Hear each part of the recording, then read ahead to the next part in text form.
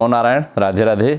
श्रीमद् भगवद गीता के चतुर्थ अध्याय जो ज्ञान योग का सिद्धांत है, 10वें श्लोक में भगवान कहते हैं अर्जुन से, हे अर्जुन, बीतराग भय क्रोधा मन्मया मामुपाश्रिता बहवो ज्ञान तपसा पूता मद्भावमागता।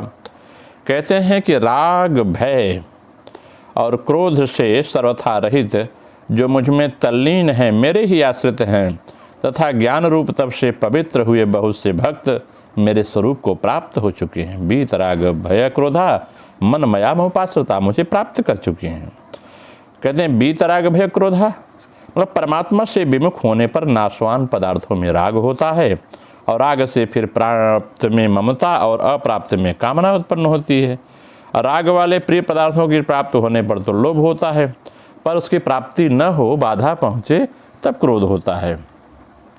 यही बाधा पहुंचाने वाले व्यक्ति अपने से अधिक बलवान हो और उस पर अपना बस न चले हो, तब समय पर हमारा अनिष्ट कर देगा। ऐसी भावना जब पैदा होती तो भय पैदा हो जाता है। इस प्रकार नाशवान पदार्थों में राग से ही भय, क्रोध, लोभ, ममता, कामना आदि सभी दोषों की उत्पन्न होती है, और राग के मिटने पर सभी दोष मिट जाते हैं। पदार्थों को अपनी और अपने लिए न मानकर दूसरों का दूसरों के लिए मानकर उसकी सेवा करने से राग मिटता है। कारण कि वास्तव में पदार्थ और क्रिया से हमारा संबंध है ही नहीं। अपना कोई प्रयोजन न रहने पर भी भगवान केवल हमारे कल्याण के लिए अवतार लेते हैं, भगवान का कोई प्रयोजन नहीं होता।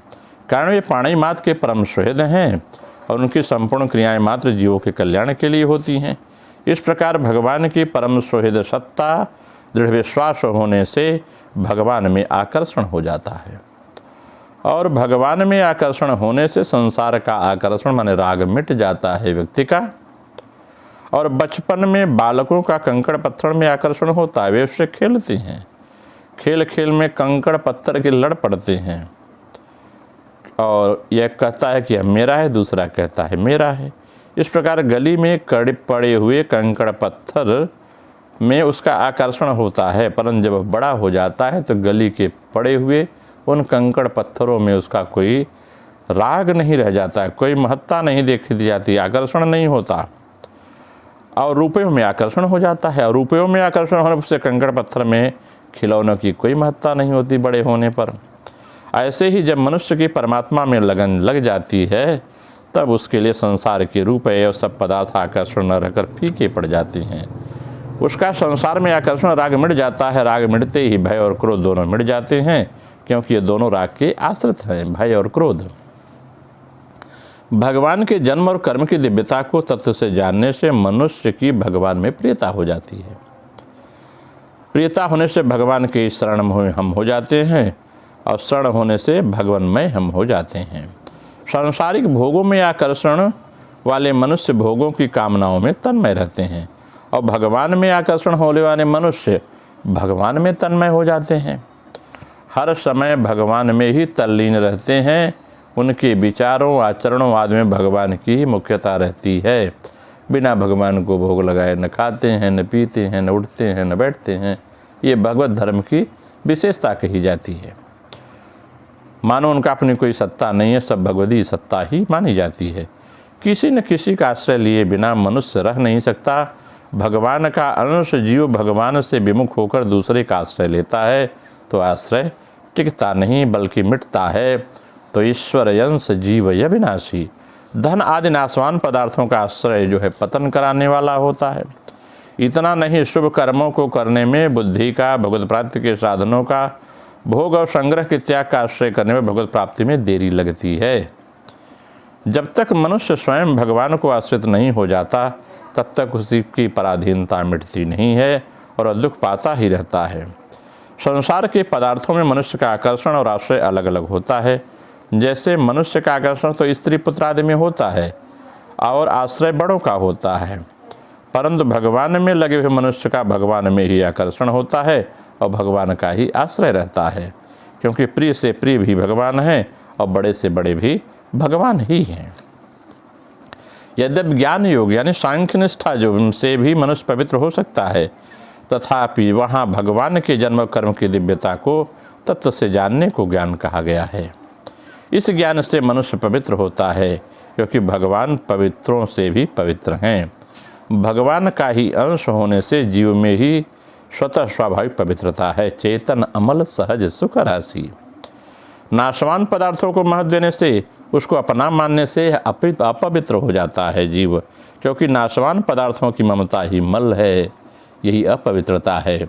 भगवान के जन्म कर्म के तत्व को जानने से जब नाशवान पदार्थों का आकर्षण, उसकी ममता हमेशा के लिए मिट जाता है, तब वह मलिनता नष्ट हो जाती है और मनुष्य परम पवित्र होता है।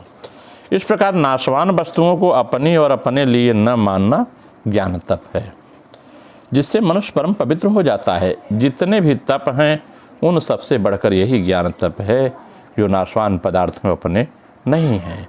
इस ज्ञान तप के जड़ के साथ माने हुए संबंध का सर्वथा विच्छेद हो जाता है। जब तक मनुष्य जड़ के साथ अपना संबंध मानता है, तब तक दूसरी तपस्या में उसकी उतनी पवित्रता नहीं होती, जितनी पवित्रता ज्ञान तप के जड़ संबंध विच्छेद करने से होती है। इस ज्ञान तप से पवित्र होकर मनुष्य भगवान के सत्ता को अर्थात सच्चिदानंद घन परमात्मा तत्व को प्राप्त हो जाता है। तात्पर्य यह है कि जैसे भगवान नित्य निरंतर रहते हैं, ऐसे वह भी उनमें नित्य निरंतर रहता है। जैसे भगवान निर्लिप्त निर्विकार रहते हैं, ऐसे ही भगवान के भक्त निर्लिप्त और निर्विकार रहते हैं। जैसे भगवान के लिए भी कुछ करना शेष नहीं है, वैसे उनके भक्तों के लिए कुछ करना शेष नहीं रहता। ज्ञान मार्ग से भी मनुष्य इसी प्रकार भगवान को प्राप्त कर लेते हैं, भगवनत्व भाव को प्राप्त कर लेते हैं। पहले भी बहुत से भक्त ज्ञान तप से पवित्र होकर भगवान को प्राप्त हो चुके हैं। इन साधकों को वर्तमान में ही ज्ञान तप से पवित्र होकर भगवान को प्राप्त कर लेना चाहिए। भगवान को प्राप्त करने में सभी स्वतंत्र हैं, कोई भी परतंत्र नहीं है। जो भी मानव मात्र हैं, कारण कि मानव शरीर भगवान प्राप्ति के लिए ही मिला है। कि देह धरे कर यह फल भाई, भजिय राम सब काम बिहाई। अगर इसकी हम क्रिया योग में व्याख्या करते हैं तो यह बात समझ में आती है कि इंद्रियां बहिर्मुखी क्यों होती हैं। आत्मा का विषय ग्रहण करने का अभिलाषी होने पर मन युक्त होता है। मन इंद्रियों के द्वारों से आकर विषय ग्रहण करता है। विषय में भी चैतन्य स्वरूप आत्मा है, उसको धारण न करके आत्मा के भोग रूप में विषयों को ग्रहण करता है और ग्रहण करके भी मोहित हो जाता है। तब जीव भी मानो अपने आप को अंध और बद्धवत समझता है। पश्चात जल जल कर खाक होने के बाद जब अपना आदि रूप खोजने की चेष्टा करता है, तब गुरु के उपदेश के अनुसार साधना प्रारंभ करता है। साधना करते करते जब कुछ स्थिरता प्राप्त होती है, तो मन में बाह्य विषयों के ग्रहण की अभिलाषा कम हो जाती है। इसे कहते हैं मन का अंतर्मुखी होना। मन अंतर्मुखी हो जाता है। मन के इस अंतर्मुखी भाव से इच्छा, भय, क्रोध आदि आत्मदर्शन के विरोधी व्यापार ह्रास को प्राप्त होते हैं। वासना ही सारे जंजाल का मूल है। यह वासना घटते घटते इतनी घट जाती है कि मन फिर बाह्य विषयों को देख भी नहीं पाता, क्योंकि उसका मनन करने का जो तरीका है बंद हो जाता है। इस अवस्था में बहुत सुख बोध होता है। तब मन बहिर्जगत में न होने कारण आत्मा में लग जाता है और उसमें प्रवेश कर जाता है। यही है भगवत भाव प्राप्ति और अत्यंत पवित्र भाव। तब न तो कुछ देखता है न सुनता है, केवल आत्मज्योति अनाहत शब्द आत्मा के आनंद घन स्वभाव के कारण मानो मन आनंद में डूब जाता है। यह आत्मा का प्रिय कार्य भी है, क्योंकि जब जीव माया में भूलकर मायिक वस्तुओं को खोजता है, तब वह केवल जाला अनुभव करता है और हाहाकार करता है, और यहाँ विषय चिंतन नहीं होता, अतः ज्वाला भी नहीं होती। यही है आत्मा का प्रिय कार्य, साधना करना। इस प्रकार से साधनाभ्यास करते करते साधक के लिए समाधि आसन्न हो जाती है, नज़दीक आ जाती है।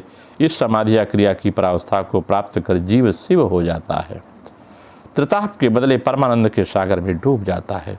इस प्रकार जो साधन भजन करते हैं, त्रिताप के बल करते हैं, उनको यह अवस्था प्राप्त होती है। कहते हैं पहले भी बहुत से लोग साधन भजन करके इस अवस्था को प्राप्त कर चुके हैं, अतः तपस्या करनी पड़ेगी। यह अन्य तपस्या नहीं है, शुद्ध ज्ञानमय तपस्या है। प्राणायाम आदि के अभ्यास का जो फल है वह सर्वदा कूटस्थ में रहना, ये क्या है, हमेशा हम कूटस्थ में रहें, क्रिया की परावस्था में रहें, यही ज्ञानमय तपस्या का फल है।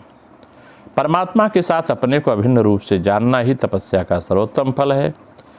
यह अवस्था प्राप्त होने से पहले ही विषय अनुराग, भय, क्रोध, कपट सबके सब मन से दूर हो जाते हैं। यह कपटता पूर्णतः परित्याग हो जाती है।